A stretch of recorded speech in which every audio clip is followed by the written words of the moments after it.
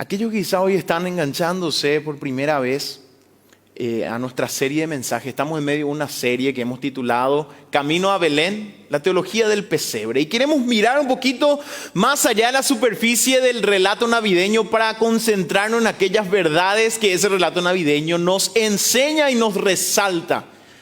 Ya hemos dicho que el mensaje navideño resalta que Dios es el Dios creador y que no es necio reconocer que así como Dios creó todo lo que existe de la nada, también pudo obrar sobrenatural y poderosamente para que aquella virgen concibiera y diera a luz del Espíritu Santo. El domingo pasado dijimos que Dios, el mensaje navideño nos enseña que Dios es el Dios de la historia.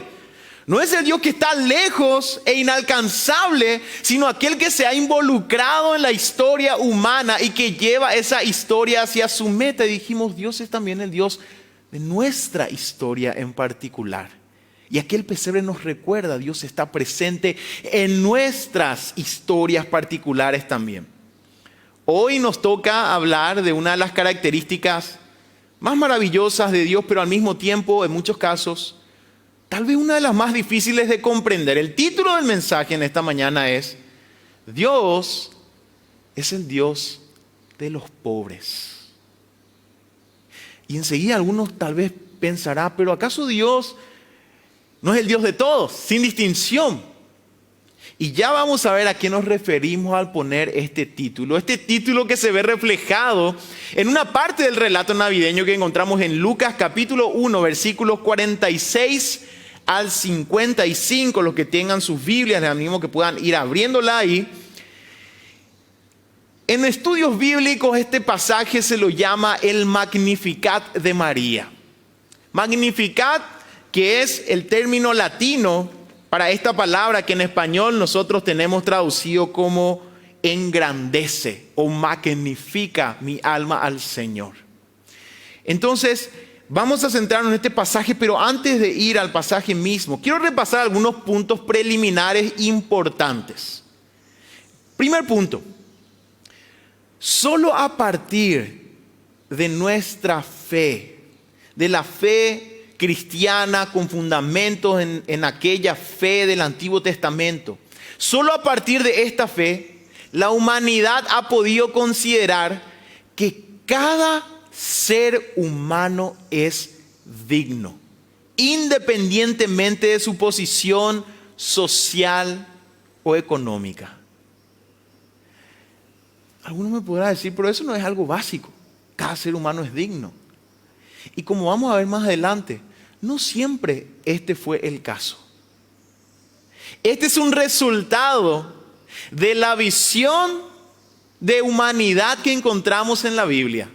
Que nosotros podamos decir, sin importar color, género, raza, situación social, cada ser humano es digno.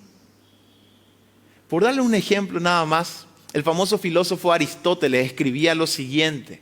Él decía acerca de la humanidad: desde su nacimiento, algunos están marcados para la sujeción o para la servidumbre y otros para dominar.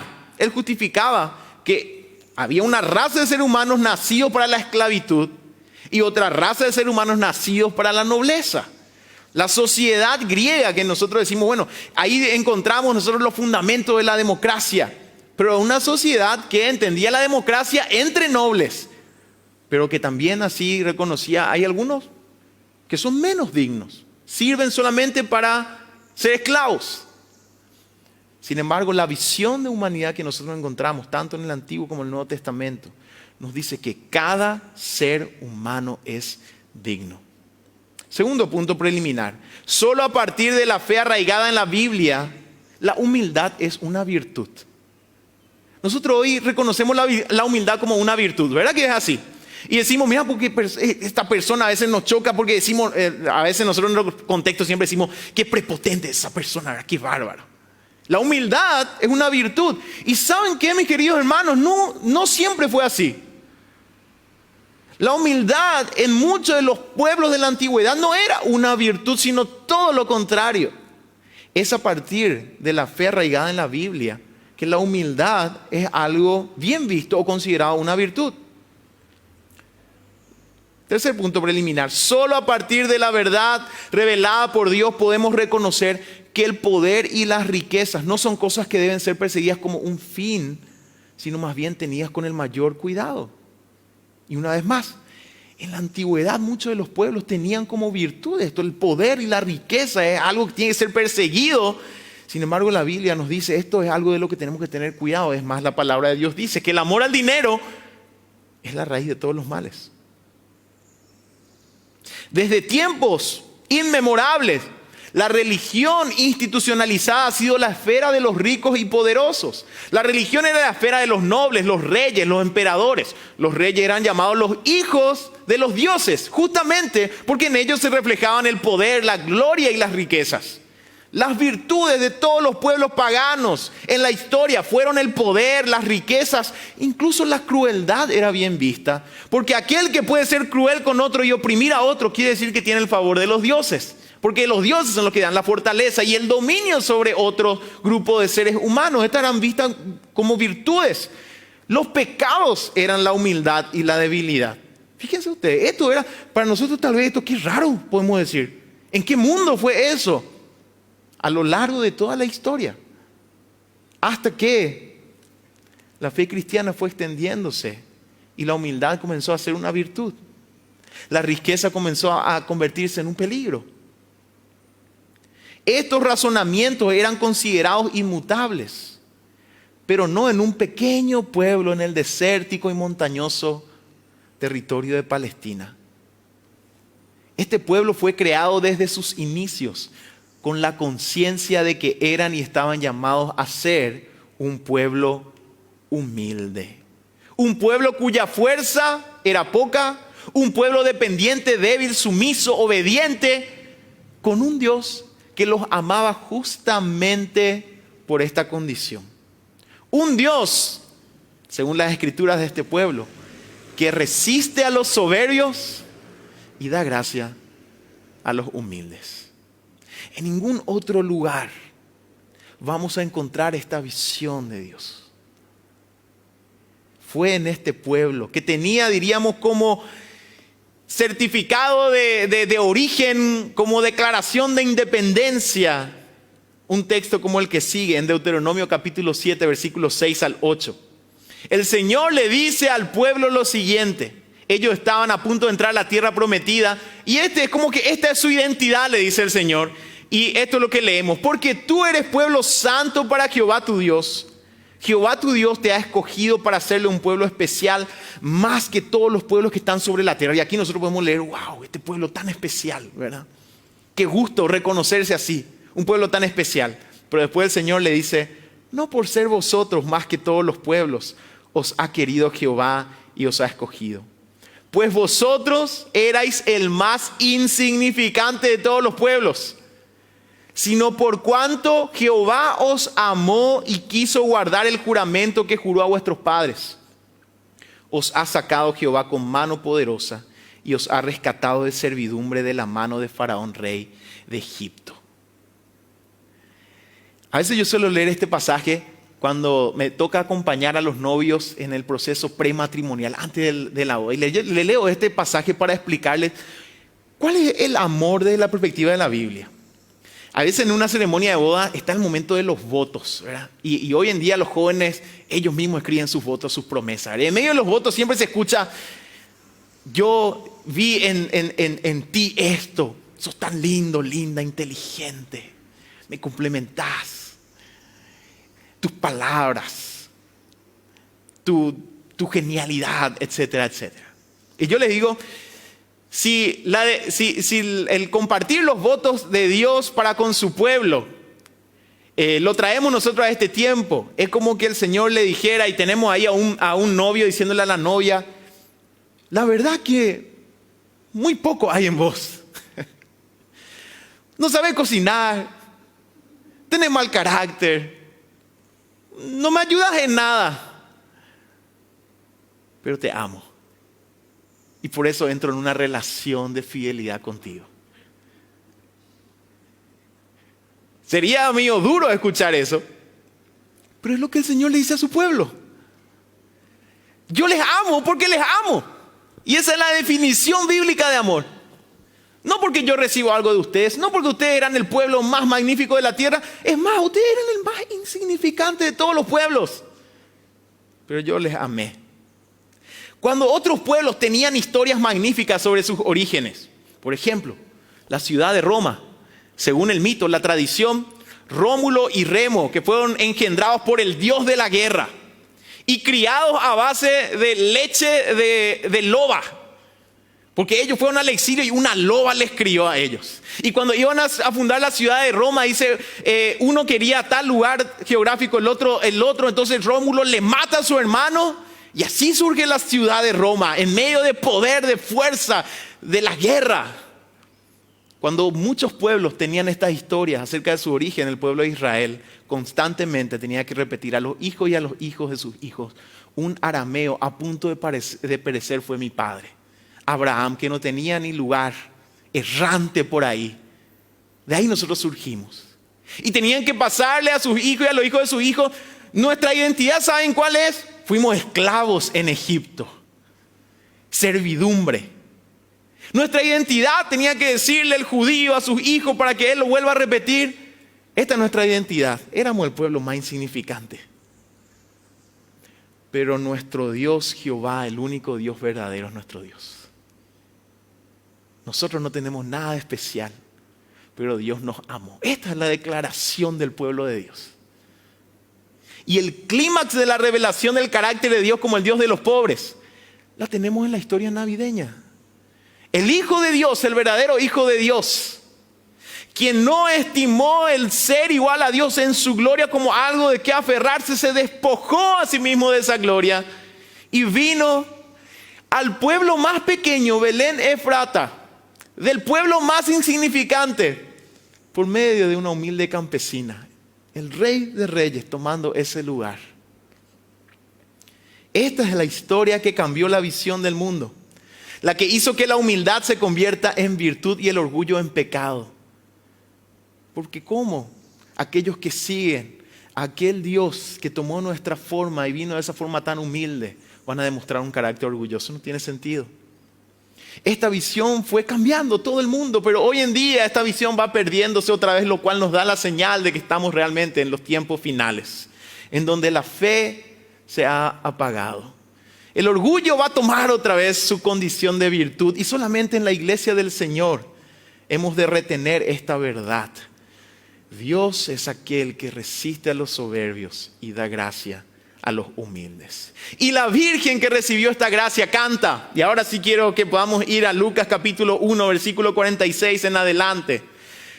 María canta y dice: engrandece mi alma al Señor, y mi espíritu se regocija en Dios mi Salvador, porque ha mirado la bajeza de su sierva. Pues he aquí, desde ahora me dirán bienaventurada todas las generaciones, porque me ha hecho grandes cosas el poderoso. Santo es su nombre, y su misericordia es de generación en generación a los que le temen. Hizo proezas con su brazo, esparció a los soberbios en el pensamiento de sus corazones, quitó de los tronos a los poderosos y exaltó a los humildes. A los hambrientos colmó de bienes, y a los ricos envió vacíos. Socorrió a Israel su siervo, acordándose de la misericordia de la cual habló a nuestros padres, para con Abraham y su descendencia para siempre. Este fue el cántico de María, y a partir de aquí nosotros decimos: Dios es el Dios de los pobres. Y la descripción del pobre en la Biblia, para aclarar esto, va más allá de la pobreza material. Desde la Biblia no hay virtud alguna ni en la pobreza ni en la riqueza materiales. Pobreza y riqueza materiales son descritas como parte del mundo que pasa. Porque la pobreza material, a la luz de la gloria venidera, va pasando y espera la riqueza espiritual. Y así también la riqueza material, a la luz de la gloria venidera, nos sirve. Entonces, nuestros términos materiales de pobreza y riqueza, a partir de la Biblia, nosotros tenemos que entender, son cosas de este mundo que pasa. No hay ninguna virtud ni nada especial en ninguna de las dos condiciones. Son condiciones de este mundo que pasa. Sí podemos notar que la pobreza material en la Biblia es una esfera especial e importante de la compasión divina. Recordemos, los pueblos antiguos iban a ver la condición de pobreza material como algo, una maldición de los dioses que ellos adoraban. Pero desde el Antiguo Testamento y otra vez en el Nuevo Testamento se nos habla de que Dios es aquel que tiene compasión del que es pobre materialmente también. La pobreza material no es un obstáculo para entrar en relación con Dios. Esto era una idea completamente ajena a la corriente de todos los pueblos. Así también, la riqueza material en la Biblia es vista como un gran peligro y un obstáculo para la entrada al reino. Recuerden lo que el Señor Jesús le dijo al joven rico: es más fácil que un camello entre por el ojo de una aguja que un rico entre al reino de los cielos. Pero también en ese mismo pasaje se nos dice: nada es imposible para Dios. Entonces, tanto pobreza como riquezas materiales son parte de este mundo que pasa. Pero la pobreza de la cual habla la Biblia va más allá de la condición material. Es una condición del corazón que no puede desligarse del temor a Dios. Y la descripción que hace Mateo es la más clara para el término pobre en la Biblia. Él menciona que el Señor Jesús en sus bienaventuranzas dijo: bienaventurados los pobres en espíritu. Y este término describe a lo que la Biblia se refiere al pobre. Y en este sentido nosotros vamos a estar hablando. Dios es el Dios de los pobres en espíritu. Y vamos a ver tres aspectos a partir del Cántico de María. ¿Quiénes son los pobres en espíritu cuyo Dios se relaciona con ellos? Y vamos a ver en primer punto que el pobre en espíritu es aquel que toma la posición correcta delante de Dios. En segundo lugar, el pobre en espíritu es aquel que reconoce quién es Dios, sus atributos. Y finalmente, el pobre en espíritu es aquel que espera en las promesas de Dios. Así que vamos a nuestro primer punto. Pobre en espíritu es aquel que toma, que acepta la posición correcta delante de Dios. María decía: engrandece mi alma al Señor y mi espíritu se regocija en Dios mi Salvador, porque ha mirado la bajeza de su sierva. Pues he aquí, desde ahora me dirán bienaventurada todas las generaciones. ¿Cuál es la actitud que demuestra esta mujer? La actitud del pobre en espíritu. Primera cosa, actitud de alabanza. Engrandece mi alma al Señor. Muchos dicen: sí, yo creo en Dios, yo sé que Él es poderoso, yo sé que Él es el creador de todo. Pero la pregunta es: ¿será que nuestras vidas reflejan esta actitud de alabanza total? Porque María refleja un sentimiento real, sincero, profundo, existencial, total hacia su Dios. Por eso utiliza el término alma. Todo mi ser engrandece al Señor. Muy similar a lo que a veces ocurre con los fanáticos en la cancha. Que a veces en la cancha, no sé si podemos decir, se raya o se entra todito en una idolatría, ¿verdad? Porque el cántico para el club de turno es: sos mi pasión, sos mi vida, sin ti yo me muero. María engrandece eso aún más, hablando de su Dios. Su actitud de alabanza era una demostración de lo que es la pobreza en espíritu. En segundo lugar, ella dice: se regocija mi espíritu en Dios mi Salvador. No en lo obtenido, sino en el Salvador. Y aquí quiero hacerte una pregunta también. ¿Podés decir que el Señor mismo es tu gozo? El salmista hablaba en cierta forma también y decía: el Señor es la porción de mi herencia. ¿Qué significa eso? Es como que él decía: miren, todo lo que yo tengo no es nada. Mi gozo principal está en Dios mismo. No en lo que puedo obtener, no en lo que puedo lograr. En Dios mismo. Engrandece, se regocija mi espíritu, decía María.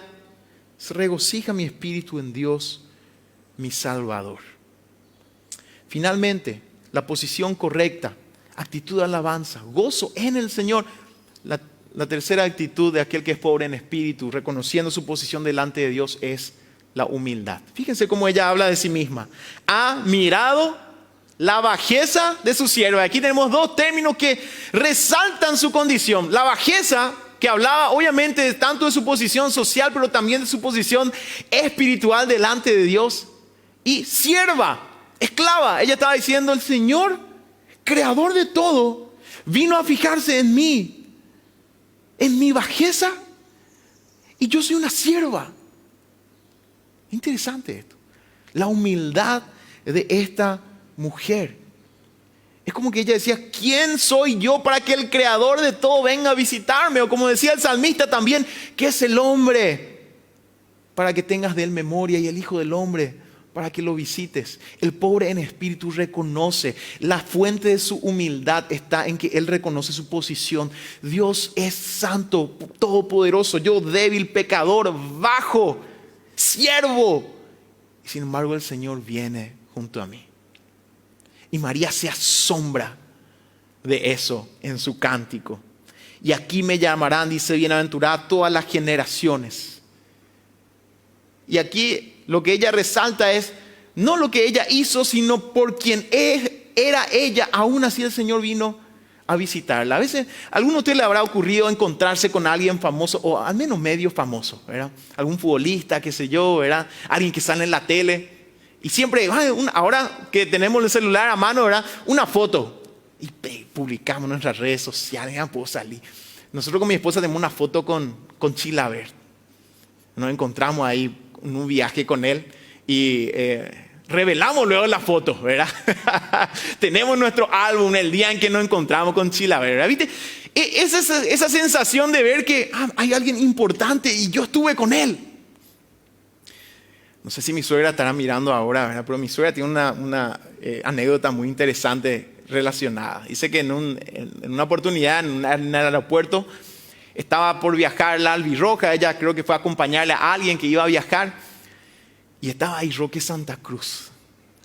Y ella obviamente reconocía, no es que sigue mucho el fútbol, pero le reconocía a Roque Santa Cruz. Y al lado, aquellos que saben de fútbol, estaba Cristian Rivero, que en ese momento era titular también de la selección. Y ella dice, mire, le miró a Roque y lo primero, ¡ay, qué una foto con Roque! Pero no estaba con nadie, ¿quién me va a sacar la foto? Entonces se va a Cristian Rivero y le dice, ¡hey, wow, sácame una foto con Roque, por favor!, ¿verdad? Y él también era un futbolista famoso, ¿verdad? En ciertos términos. ¿Y esa sensación que nos genera alguien importante estuvo a nuestro lado? Esta es la sensación que María de cierta forma quiere imprimir en sus palabras. Ha mirado la bajeza de su sierva. No cualquier famoso por ahí. El Dios creador de los cielos y de la tierra. ¿Y qué produce en ella? No orgullo, sino todo lo contrario, humildad.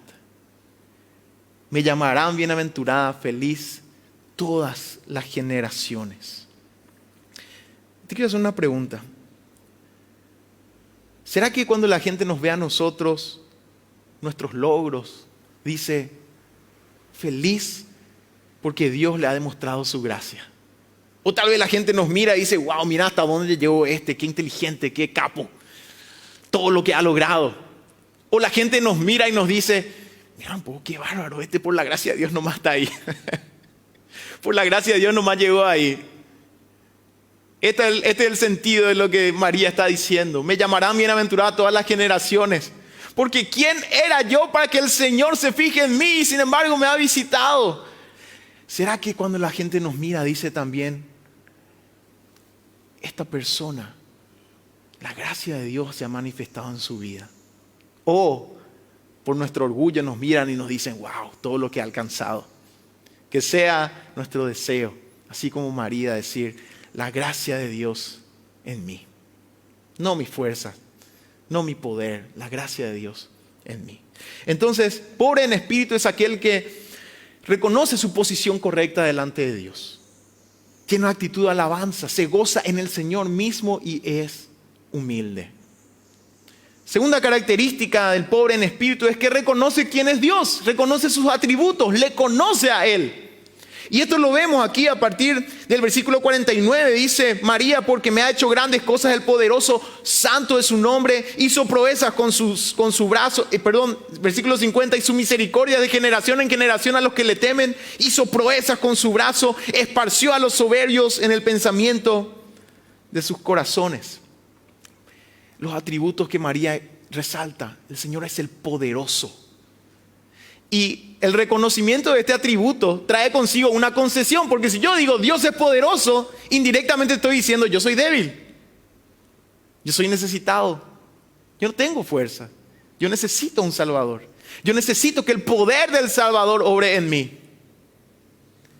María dice que Dios es santo, santo es su nombre. El pobre en espíritu es aquel que reconoce su pecado y lo rechaza. Porque mucha gente toma su condición de pecador como una excusa a veces. Y dice, todos los somos pecadores, ¿verdad? Y bueno, yo voy a seguir así. Pero el pobre en espíritu reconoce su pecado y dice, yo no quiero vivir en este pecado. Yo me opongo a estas tendencias que tengo, a estas inclinaciones de pecado que tengo. El orgulloso, y sí, todos los somos pecadores. Total, no importa, todos los no vamos. Pero el pobre en espíritu ve su condición y dice, Dios es santo. Y el siguiente atributo, necesito de su misericordia. Al decir que Dios es santo, directamente después María dice, su misericordia es de generación en generación. A los que le temen. Interesante. La misericordia de Dios es a los que le temen. ¿Por qué? Porque Dios resiste a los soberbios. La misericordia tiene su efecto en los que la reciben, y la reciben los que reconocen que la necesitan. Aquellos que dicen yo no necesito misericordia, también van a recibir del Señor esa resistencia, porque Él resiste a los soberbios. Los orgullosos en los pensamientos de sus corazones serán resistidos por Dios. Porque Dios no es el Dios de los poderosos, Él es el poderoso. Dios es el Dios de los pobres, de los humildes de corazón.